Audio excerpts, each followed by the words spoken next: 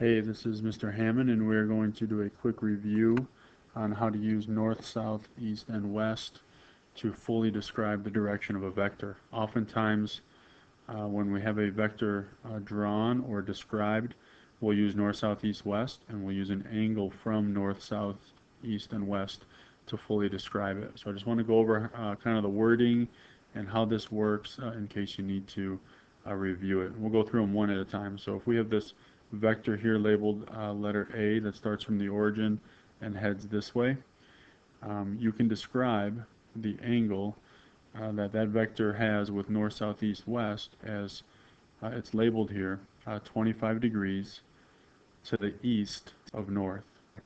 If this is north and this is east, letter A is 25 degrees east of north. And so that's what it would say over here, 25 degrees east of north.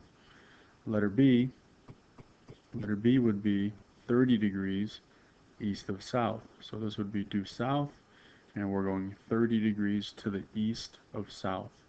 And so the blue arrow is 30 degrees east of south.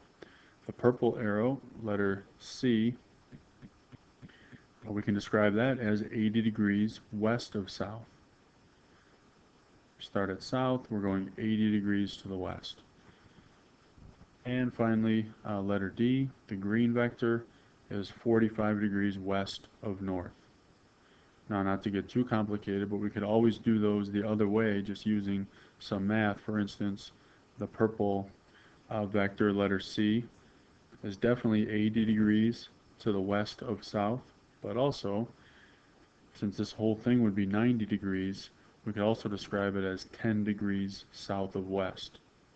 The same thing would happen down here with the blue one. We definitely can say that it's 30 degrees east of south, but at the same time, since this whole quadrant is 90 degrees, we could say also that the blue vector would be 60 degrees south of east if we wanted to label the other half of that angle.